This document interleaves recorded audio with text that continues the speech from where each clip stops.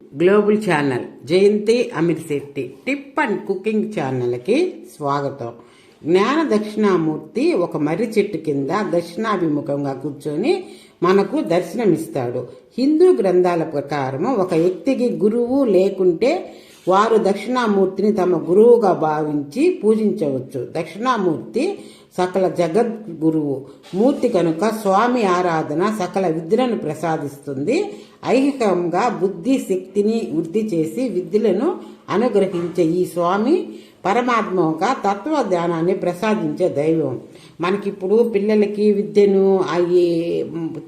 విద్యాభ్యాసం చేసేటప్పుడు కొంతమంది ఏం చేస్తారంటే వారంలో 5వ రోజు గురువారం బృహస్పతి గ్రహంతో సంబంధం కలిగి ఉంటుంది.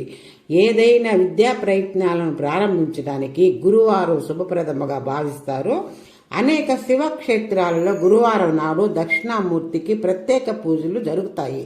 కొన్ని ఆలయ సాంప్రదాయాలు పౌర్ణమి రోజులు కూడా దక్షిణామూర్తికి పూజలు నిర్వహిస్తాయి. ముఖ్యంగా గురు పౌర్ణమి రాత్రి దక్షిణామూర్తికి ఆరాధన సేవలు తగిన సమయంలో చేస్తారు. ఏ దయ వలన దుఃఖము పూర్తిగా నిర్మూలనం అవుతుందో ఆ దయనే దాక్షాణ్యము అంటారు.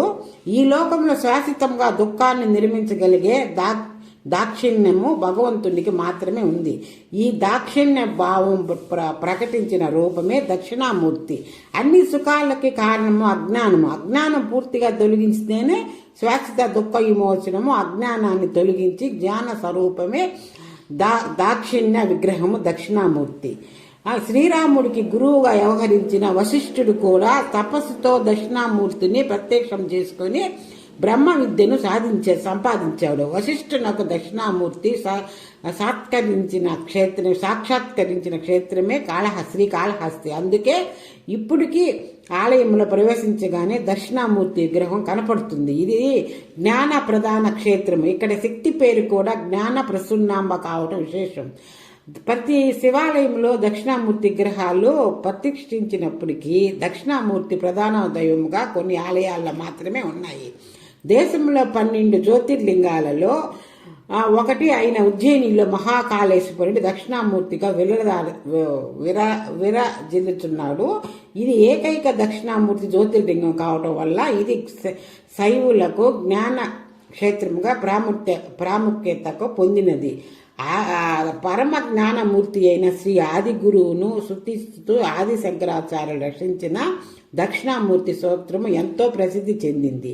విశ్వం దర్పణ దృశ్య మానన గరి తుల్యము అంటూ మొదలయ్యే దక్షిణామూర్తి స్తోత్రాన్ని నిత్యము పఠిస్తే జ్ఞానానికి లోటుండదని సాక్షాత్తు ఆ ఆది శంకరాచార్యులే సెలవిచ్చాడు.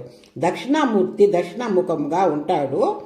సాధారణంగా దక్షిణ దిక్కు యమస్థానం. అందుకే అకాల మృత్యు దోషాలు ఉన్నవారు, అపమృత్యు దోషాలతో బాధపడేవారు, మొండి రోగాలతో జీవితంపై ఆశ వదులుకున్నవారు దక్షిణామూర్తిని ఆశ్రయించి ప్రతి గురువారం స్వామి సమక్షంలో దీపాన్ని వెలిగించి దక్షిణామూర్తిని స్తోత్రాన్ని పఠిస్తే ఆయురారోగ్య ఐశ్వర్యాలు చేకూరుతాయని విశ్వం. దక్షిణామూర్తిని ఆశ్రయించి జ్ఞానము ఆరోగ్యం గాని ఐశ్వర్యాలు పొందుతామని మనకు అనుకుంటారు. శివాలయంలో ఫస్ట్ మనము పోగానే శివుని జ్ఞాన స్వరూపమే దక్షిణామూర్తి స్వరూపం. అందుకే జ్ఞానాన్ని కోరుకునే వాళ్ళు దక్షిణామూర్తిని ఆశ్రయిస్తారు.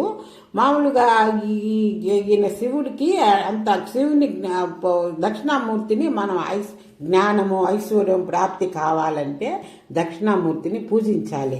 దక్షిణామూర్తిని పూజిస్తే ఆయన కింద ఒక రాక్షసుని తొక్కుంటాడు కదా, చుట్టూ ఋషులందరూ ఆయన పూజిస్తుంటారు. చిన్నపిల్లల్లాగా ఉంటారు ఆయన. ఓం శ్రీ దక్షిణామూర్తి నమః. లైక్ చేయండి, షేర్ చేయండి, సబ్స్క్రైబ్